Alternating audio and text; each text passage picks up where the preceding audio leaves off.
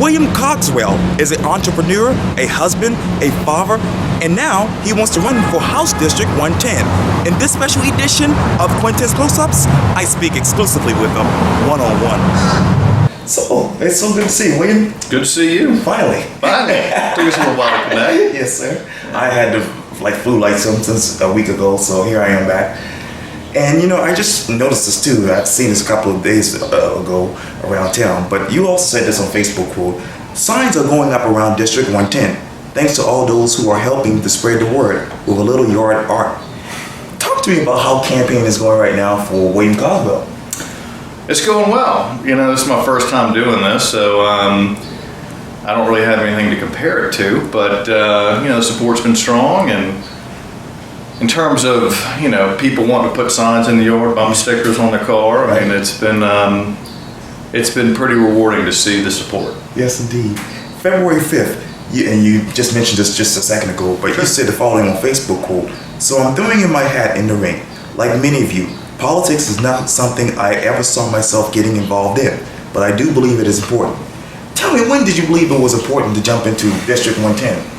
Well, it really started in a conversation I had with a friend where we were complaining about, how there's really been a lack of support from the legislature in terms of handling the growth issues that we were facing down here in the Low Country. And there's really no political will to do anything about it. And so we were complaining about it, and we both said, well, who wants to do that? And I think the next day after that conversation, I read that Chip Limehouse was not planning on running again. And so I basically said, I know a lot about this. I can bring some real experience to the legislature, and so I decided to throw my hat in the ring. Speaking of which, you also said this, quote, unbridled growth is the #1 issue facing our region today, and how and where that growth occurs is directly influenced by what goes on in Columbia. So may I ask, what other issues are facing District 110? Well, District 110 is really kind of the heart of the Low Country. I mean, it includes the peninsula, as you know, and includes Mount Pleasant, kind of inside of 526. And really, those areas are really the ones I think most affected by the growth that's occurring, because it's not only growth in people that are moving here and businesses that are moving here, which is all a very good thing, right, and a great thing, yeah, as well as the 5 million visitors that we have every year. And all of that's very good, but if you don't handle growth appropriately, if you don't plan for growth can really be detrimental to your overall macro economy. It's just like if you have a business and you get a big contract. Normally that could be a good thing, but that can also kill your company if you're not prepared for it. And right now, our growth rate far exceeds our ability to keep up with it, our capacity to handle it. And, we're going through some pretty severe growing pains, and, that needs to be addressed. You also said this too, quote, I feel my track record in this field will benefit the district, and I hope you will support me in my effort to serve. So I'm wondering, when you put on your political hat, who will be William Cogswell?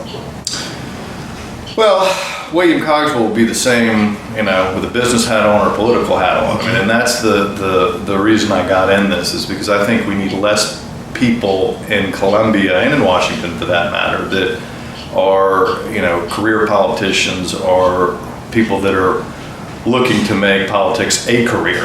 I think you need people that have very real life business experience, can bring a practical approach to government, and that's something that I've proven I can do.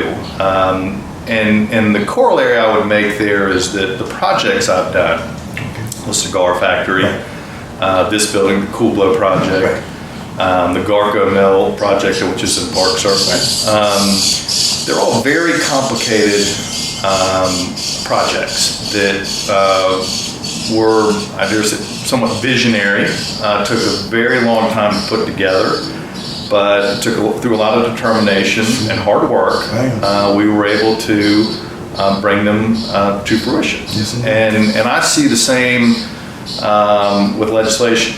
And it's not an easy thing to do. But if you take a very practical approach, a very determined approach, and you roll your sleeves up, you can do it.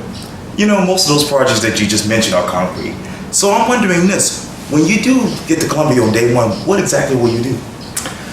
What exactly will I do? I would say that the priorities I have, again, are to prioritize the state's infrastructure spending.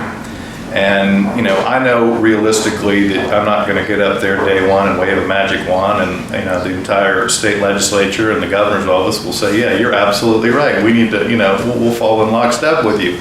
It takes some, selling, if you will.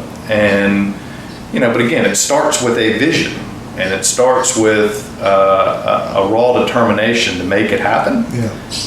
So I'm going to start laying the groundwork pretty immediately for that vision. And when it comes to,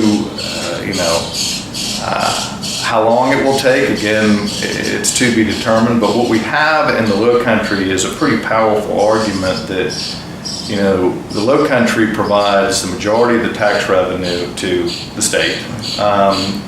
And we have the fastest growth rate in the state. So that needs to be acknowledged and appreciated. And right now, I feel like the Low Country Caucus, which used to be very powerful, is now not very powerful. And that's a real problem considering all the everything we have going on down here right now. Speaking of which, describe to me the following one word, the future of I-526. Complicated. The transgender bathroom bill. Dead. Asheville High School. Asheville High School. Good education. Yeah. Speaking of which, Sewanee. So what? Sewanee. I'm sorry. Man, Sewanee. Just bliss. Yes. That was a great experience. I loved my college career at Sewanee. Columbia University. Columbia, real education. Yes. Real estate. Real estate,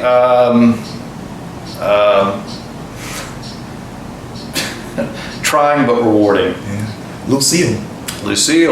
Strong. Mason and Mead.